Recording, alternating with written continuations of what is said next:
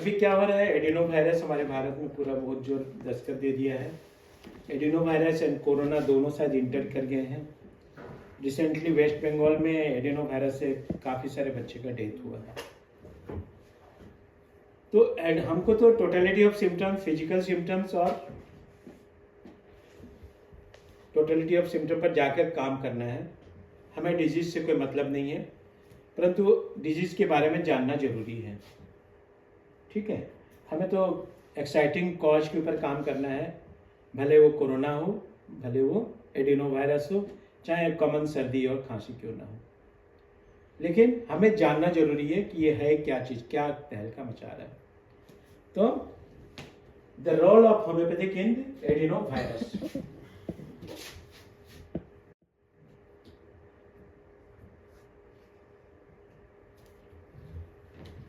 Adenovirus refer to group of viruses that can be cause a wide range of illness. It mainly cause the mild upper respiratory illness, includes the cold-like symptom, sore throat, bronchitis, pneumonia, diarrhea, and the pink eye. आँख आ जाना, conjunctivitis जो हो जाता है वो virus से ही होता है। तो अलग अलग बहुत सारे वायरस का मिलकर एक एडिनो वायरस के अंदर आते हैं।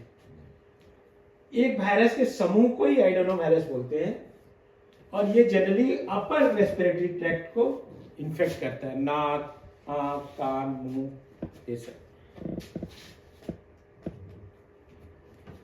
Upper respiratory tract, cold like symptom, sore throat. समझ में है? गला लाल हो जाएगा, जीभ, और ब्रोंकाइटिस प्रोड्यूस करता है, न्यूमोनिया प्रोड्यूस करता है, डायरिया और पिंक आई एकदम पिंक हो जाएगा। तो समझ गए एडिनो वायरस का ये अट्रैक्ट है। What are the symptoms of adenovirus? Adenovirus having a common cold flu like symptoms, fever, sore throat and sometimes throat pain, acute bronchitis, coughing, sneezing, pneumonia, pink-like eye, acute gastritis, inflammation of the stomach or intestine causing diarrhea, vomiting, nausea and stomach pain.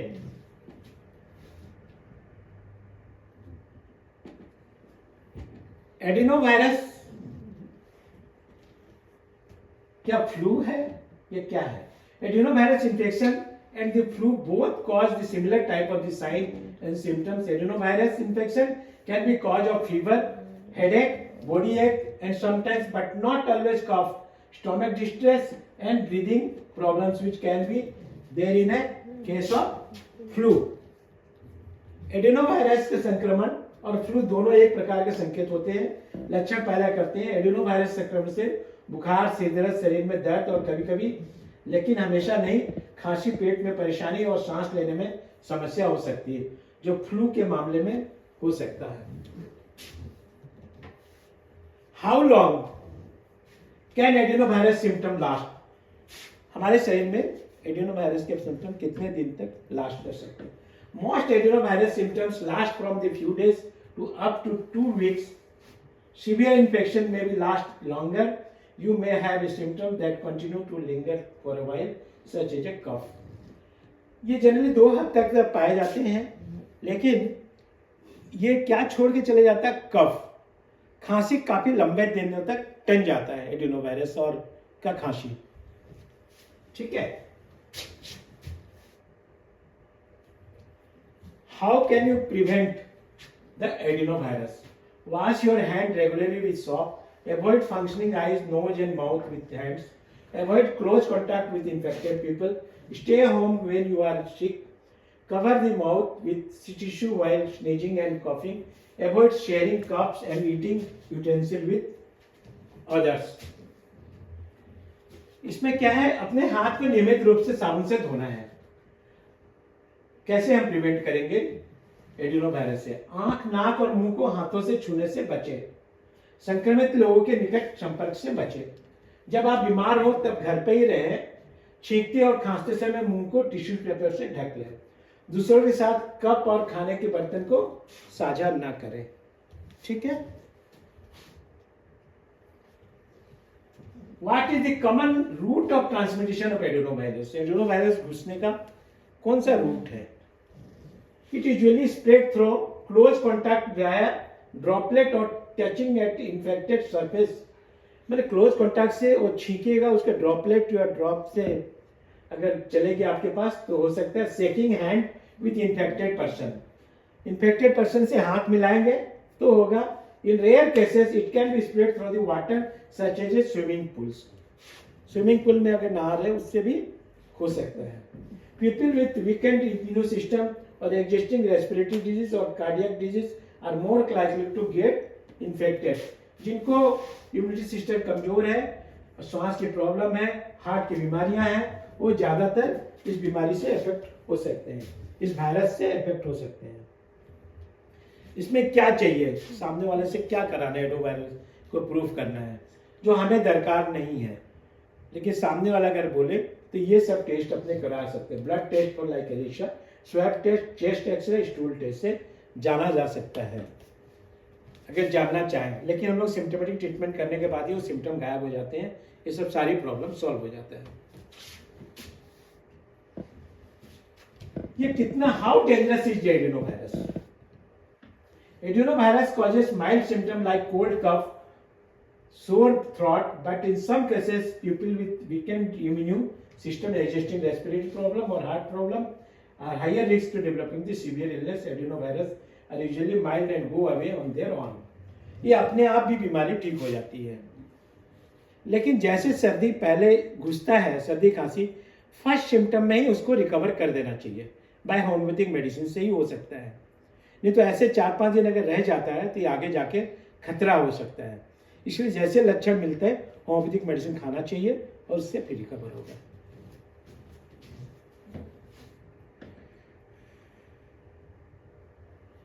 अब ये adenovirus और corona virus में क्या अंतर है? Adenovirus, corona virus cause infection that share many common symptoms. दोनों के common लक्षण रहते हैं। So it can be hard to tell the two apart.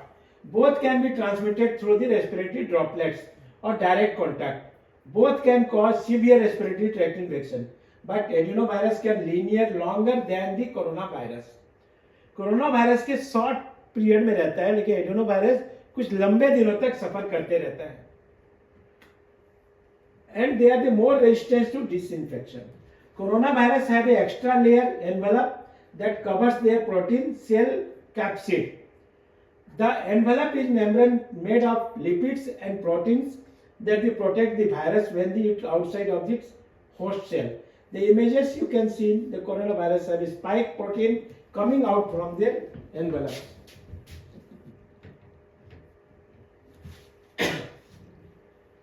Adenovirus doesn't have an extra envelope covering their capsid. Cell के extra covering नहीं रहता है। The absence of envelope actually makes them more resistant to this infect. You would think having an extra layer would help protect the virus, but it's a little more complicated than that. Coronavirus and other envelope virus have a proteins that binds their envelopes. When the envelopes break down, they lose their protein and make them infection. This makes them a less resistant to the infected. Adenovirus and other non-envelope virus blind their proteins directly from the capsid. The capsid stay intact of the more in resistance to the adenovirus में कोई envelope नहीं रहता है, covering नहीं रहता है, open रहता है एडिनोवायरस। लेकिन कोरोना वायरस इस कवरिंग, एनवेलप पूरा कवरिंग रहता है और एनवेलप फट करके स्प्रेड कर देता है।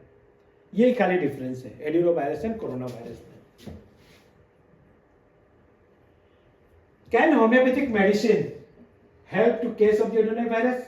Yes, homeopathy helps to symptomatically in the case of adenovirus, and the final selection of the medicine depends upon the proper case study of the patient. Some of the homeopathic medicines are given below. तो homeopathic medicine जैसे initially symptom मिला, exciting कॉच, बाहर का temperature, बाहर का मौसम, सबको देखते हुए, हालात को देख के आपको मेडिसिन देना है। सपोज डैम्प वेदर है, you can go for rhus tox. Arsenic है, बहुत ज़्यादा ठंडा हवा लग गया तो हो सकता है। ठंडे से गर्म में जाता है, गर्म से ठंडा में आता है तो ब्राइनिया पर जा सकते हो। बहुत सेंसिटिव कोल्ड है, ठंडा हवा में जाने से हो गया, देन हिपर सल्फर जा सकते हो। बेलेडोना आँख लाल है, चेहरा लाल है, टॉन्सिल अंदर लाल है, तो आप बेलेडोना पर जा सकते हो। आप नक्सममिका में जा सकते हो, सर्दी खांसी ठीक थोड़ा सा ओपन हवा में ठीक हो जाता है, रात को नाक बंद हो जाता है, तो नक्सममिका पर जा सकते हैं। ठीक है, अब एक एक मेडिसिन के बारे में हम थोड़ा सा बता देते हैं। हमें टोटलिटी ऑफ सिम्टम पर जाना है, कोई एडेनो वायरस के ऊपर नहीं जाना है। One of the arsenic album, arsenic और discharge mucous membranes active thin scanty coryza saliva sweet putrid कार्डियोस का order of discharge, nose thin watery excoriation nasal discharge, sneezing without relief, cold descent to chest, dyspnoea felt in nose, नाक से breathing problem में होता है, dyspnoea from the nose, ये देखो ध्यान रखो। Respiratory system cough dry, aggravation loose dry at night, aggravation by drinking sitting up, और सामने रात को सामने झुक जाने से भी कम हो जाता है। जनरल आर्सेनिक है, जनरल जो आर्सेनिक का मैथमेटिक्स एलन स्कीम में पढ़ते हो उसी को अप्लाई करना, और इधर उधर के मैथमेटिक्स पढ़ने की दरकार नहीं है। Belladonna sudden violent onset of, suddenly फटाक से सर्दी हो जाना, सडनली हो जाना, रेड हो जाना, bright redness, burning head, congestion of face and throbbing corridors, pain in throbbing calf, sensitive to light, noise, jerking, patient बोलता है लाइट बंद कर दो, ये मेरे को अच्छा नहीं लग रहा है, हमेशा वायलेंट डिलीरियम में बहुत छटपटा रहा है, तो दे सकते हैं। ब्राइनिया का respiratory system, dropsical effusion into this serious synovial resulting from the pleurisy, pleurisy expectation, rusty blood, they can cough, dry, hard, very painful at night, as if from the stomach, must sit up, aggravation eating and drinking के बाद में खांसी हो जाना, कोई बोलते हैं ना खाते ही आ जाते हैं। Ferrum phos, high temperature, sudden violent effect, dryness, bright redness, burning heat, great pain, congestion of the head with throbbing carotids, धक धक करना, sensitive to draft of the cold air, pain, throbbing, sharp knitting, shooting, jerks, spasm, dilated pupils, photophobia, dry hot mouth and bright red glossy skin, jerks and during spleen, wildly delicious and restless and beating mania. Hypersulfur, general symptom is sensitive to cold, when any part of the body is uncovered होने से खांसी होना, ये होना, sensation of splinter throat, stitches in the throat touching to ear when swelling, quinsy, मैंने उसका tonsil एकदम Quincy जो लाल हो जाएगा, थ्रॉट इन्फेक्शन, पूरा थ्रॉट एकदम बहुत जोर पेन होगा, रेड होना, इससे nux vomica is one of the good medicine for that one. Nose staples in infant, बच्चों का नाक बंद हो जाना, उसके लिए और भी मेडिसिन है, रात को होना, sticta ammon carb lactodin sambucus, sneezing violent and abortive, coryza dry at night, fluent by day. Coryza उसके क्या होता है, रात को ड्राई हो जाएगा लेकिन दिन भर वो सर्दी होते रहेगा। Cold, aggravation by warm, aberration by open air, mouth taste bitter in the mouth. Okay,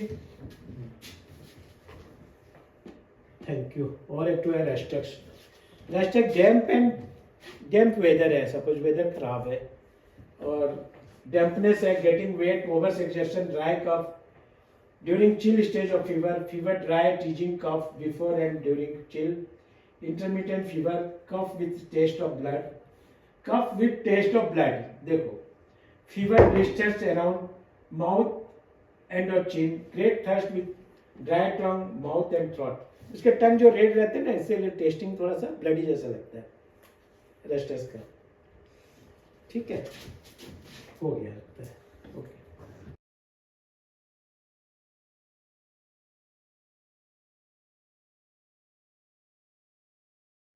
We are providing 6 months practical clinical training for BHMS graduates, and that will actually help you to become a good practitioner. So you're welcome to join. Thank you.